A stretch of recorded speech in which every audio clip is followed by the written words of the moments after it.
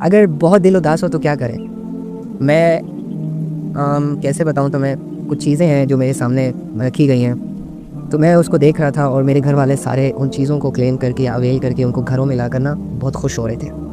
تو I don't know کہ میرے دل میں ایسا کیا ہوا، اور میں نے ان کی خوشی یہ نہیں کہ مجھ سے ہضم نہ ہوئی، لیکن مٹیریل پر اتنی زیادہ خوش ہو کر نا میرا دل بہت زیادہ سیڈ ہو گیا. تو میں تھوڑا سا نا اوپر آیا، اور میرے دل کی کیفیت یہ تھی کہ میں سمجھ ہی نہیں آ رہا تھا، اور حتیٰ کہ میں کنفیوز ہو گیا تھا کہ میں نے آج لائیو جاؤں نہ جاؤں. کچھ پرابلمس تھی زندگی سے ریلیٹڈ، کچھ گھر والوں کے مسئلے وغیرہ نا، ساری چیزیں مجھے نا ڈسٹرب کر رہی تھی. اور یقین کرو کہ اگر میں زیادہ سوچتا نا تو میں آج لائیو بھی نہ آتا، ٹھیک ہے.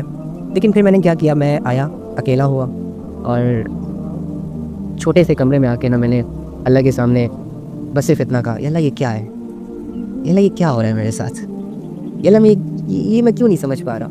اور یقین کرو بس یہ کہنا ہی تھا کہ میرے آنکھوں سے 2 آنسو نکلے، اور ان 2 آنسوؤں نے جیسے میرے اندر کے غم کو باہر نکال لیا، اور میری فیلنگز ایسی چینج ہو گئی نا کہ میں تمہیں بتا نہیں سکتا. میں فوراً سے جا کے میں نے اپنا لیپ ٹاپ لیا، بکس لی، موبائل لیا، اور آ کے آپ لوگوں کے ساتھ بیٹھ گیا بغیر یہ سوچے کہ میں نے کیا بولنا ہے، کیا کہنا ہے وغیرہ. تو دیکھو، اور اب کی اگر میں فیلنگس تمہیں بتاؤں نا تو میں اتنا ریلیکس ہوں کہ میں بتا نہیں سکتا. It's just because of you guys. آپ لوگوں سے اللہ کی باتیں کر کے میں اپنے غم بھول جاتا ہوں. آپ لوگوں سے اللہ کی باتیں کر کے میں ہلکا ہو جاتا ہوں. یار مجھے ایسا لگتا ہے جیسے کہ میرے ہیں، اپنے ہیں، بہت ہیں.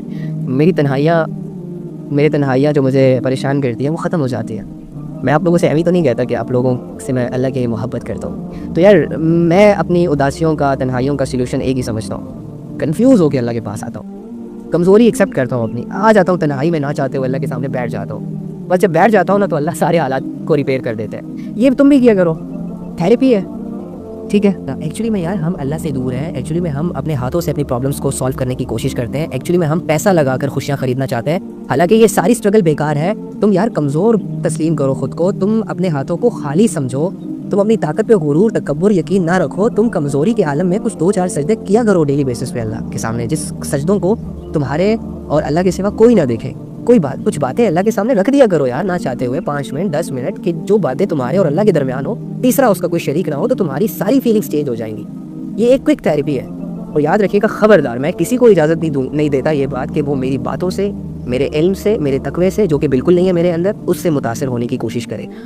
یہ ساری چیزیں مجھے میرے اللہ سے ملی ہے، اور وہ اللہ تمہیں دینے کے لیے بھی تیار ہے. یہ سارا نالج مجھے قرآن سے ملا ہے، اور یہ قرآن تمہارے گھر میں بھی ہے. یہ ساری عملی زندگی مجھے میرے نبی صلی اللہ علیہ وآلہ وسلم نے سکھائی ہے، وہ تمہارا بھی نبی ہے. خبردار کہ آپ نے مجھ سے یا کہ کسی بھی نیک انسان سے جو کہ اپنے لیے نیکیاں کر رہے ہیں، ٹھیک ہے، یا میں یا کسی بھی انسان کو آئیڈیل بنا کے اس سے متاثر ہو کر اپنی زندگی کو چینج کرنے کی سوچیں. اگر تم نے سوچی تو تمہاری زندگی میں صرف 3 چیزیں میٹر کرنی چاہیے: اللہ، قرآن، نبی صلی اللہ علیہ وآلہ وسلم. باقی جتنے بھی لوگ ہیں ان کی اچھی باتوں کو پک کرنا ہے، سننا ہے، عمل کرنا ہے. ان سے متاثر نہیں ہونا، ان کی گاڑیوں سے، ان کی باتوں سے، ان کی آواز سے، ان کے نالج سے، ان کے فیس کٹ سے، ان کی پرسنالٹی سے، ان کے فالوورز سے، ان کی دھن دولت دنیا سے. اپنے آپ کو بالکل متاثر نہیں کرنا، ورنہ تم اپنی نظروں میں خود کو گرا دو گے، اور تمہیں یہ سوچیں پکڑ لیں گی کہ تم کچھ نہیں ہو، لوگ اچھے ہیں. تم نے اپنے آپ پر نظریں جما کے رکھنی ہے، اور تم نے اپنے آپ پر اتنی محنت کرنی ہے کہ اللہ کے ہاں تمہیں ایک ایسا مقام مل جائے کہ تمہیں خود یہ لگے کہ میں بھی کچھ ہوں. اور تمہیں یہ جو بڑے بڑے ڈگری ہولڈرز، بڑے بڑے فالوور ہولڈرز، بڑی بڑی دولتوں والے چھوٹے لگنے لگ جائیں، تب جا کے تمہیں پتہ چلے گا کہ تم کیا ہو. اللہ تعالیٰ فرماتے ہیں نا، انما المؤمنون الذین اذا ذکر اللہ وجلت قلوبهم واذا تلیت علیہم آیاتہ زادتہم ایمانا. کہ مومنین تو وہ ہیں کہ جن کے سامنے جب اللہ کی بات کی جاتی ہے تو ان کے دل ڈر جاتے ہیں، اور جب اللہ کی آیتیں یعنی قرآن جب ان پر پڑھا جاتا ہے، وہی کی تعلیمات جب ان کو دی جاتی ہے، جب ان کو ان کا اسلام بتایا جاتا ہے، تو ان کے ایمان میں اضافہ ہو جاتا ہے. وہ اللہ پر بھروسہ کرنے لگ جاتے ہیں، توکل کرنے لگ جاتے ہیں. اگر گناہگار ہے تو گناہوں کو چھوڑ دیتے ہیں، اگر نیک ہے تو نیکیوں میں ان کا اضافہ ہو جاتا ہے، اگر ڈرپوک ہے تو ان کے دل سے ڈر نکل جاتا ہے، خوف نکل جاتا ہے، اگر پریشان ہے تو ان کی پریشانیاں سالو ہو جاتی ہیں، صرف اور صرف قرآن کی آیتوں کو دل سے سننے کے باعث. تو یہ تو مومنین کی نشانی ہوتی ہے. اسی لیے تو ہمارے اصحاب سے ہمارے نبی یہ کہا کرتے تھے، جددوا ایمانکم، اپنے ایمان کو بڑھایا کرو، تازہ کرتے رہا کرو. تو وہ پوچھا کرتے تھے، کوسچن کیا کرتے تھے، یا رسول اللہ کیسے، ریزن بتائیں، راستے بتائیں. تو فرماتے تھے کہ اکثر اپنی باتوں میں لا الہ الا اللہ کو کہتے رہا کرو، یعنی اللہ کی باتوں کو، اللہ کو یاد رکھا کرو اپنی لائف میں، اپنی مصروفیات میں، ٹائم پیریڈز میں، زندگی میں، جس سے تمہارا ایمان بڑھے گا. اور جب تمہارا ایمان بڑھے گا تو بڑے بڑے گناہ بھی تمہیں ڈسٹرب نہیں کر پائیں گے، بڑی بڑی قربانیاں بھی تم ایزیلی اللہ کے لیے دے دو گے. ٹھیک ہے، ایمان بیسیکلی یہ چیز ہوتی ہے. جیسے ہم درخت کو پانی دے دے کر بڑا کرتے ہیں نا، اسی طرح ہم اپنے دل کے ایمان کو اللہ کی باتوں سے بڑا کریں گے، بڑھائیں گے. میرے رب کے ہوتے ہوئے اگر میں کسی انسان کو اپنے مسئلے بتاؤں نا، یقین کرو یہ چیز سوٹ نہیں کرے گی مجھ پہ، ٹھیک ہے؟ میری سب سے بڑی طاقت ہی یہی ہے، اور انسان کی سب سے بڑی طاقت ہوتی یہی ہے کہ وہ لبوں کو سی لیتا ہے، دوسروں پر اپنے دکھ ظاہر نہیں کرتا، دوسروں کی ہمدردیاں نہیں بٹورتا۔ اللہ، تبھی جا کے اللہ سے اسٹرانگ کنیکشن بنتا ہے، تبھی جا کے ایک سڑک چھاپ انسان بھی اللہ کی نظروں میں ایک بہت بڑا انسان بن جاتا ہے۔ ہماری کیا ویلیو تھی یار؟ آج سے 3 سال پہلے جب اپنی زندگی کو دیکھتے ہیں تو خدا کی قسم خون کے آنسو رونا آتا ہے۔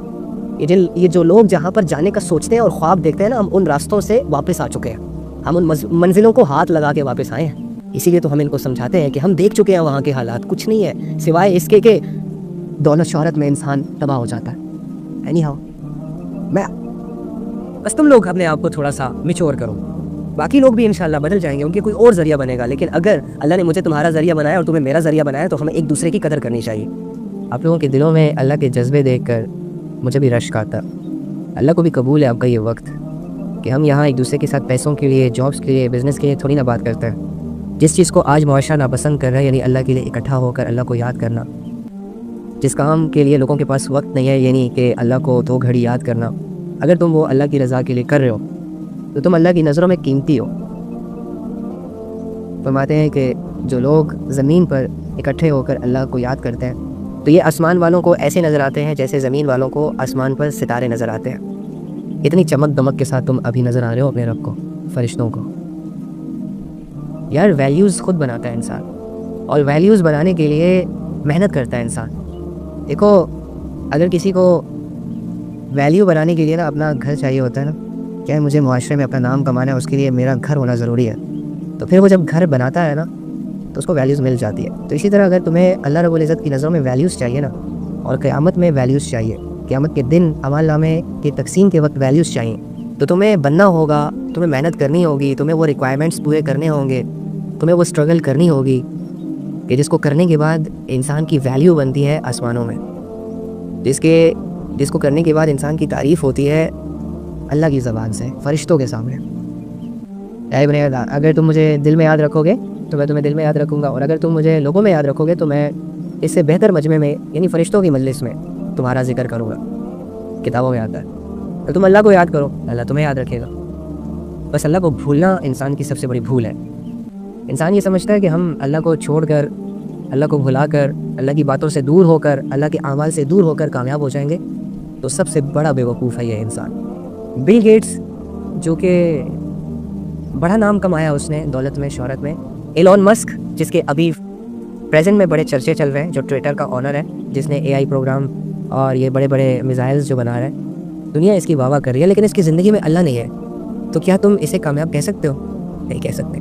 اچھا، تمہارے پاس کچھ نہیں ہے، پہننے کو کپڑے نہیں ہے، کھانے کو کھانا نہیں ہے، رہنے کو گھر نہیں ہے، لیکن تمہارے پاس اللہ ہے، تو تم تو ہو کامیاب۔ تو کامیابی کا معیار دھن دولت دنیا نہیں ہوتی، کامیابی کا معیار اللہ کی رضا ہوتی ہے۔ تو اللہ کو راضی کرو، کامیاب ہو جاؤ گے، اور اس کے لیے کوشش ہے۔ کوئی بھی کامیابی کوشش کے بغیر انسان کو نہیں ملتی ہے۔ کامیاب انسان وہی ہوتا ہے جو اپنی کامیابی کے لیے سوچتا ہے اور کوشش کرتا ہے۔ تم بھی اللہ کے لیے کوشش کرو، تم کر سکتے ہو، تم کر سکتے ہو، آئی سویئر تم کر سکتے ہو۔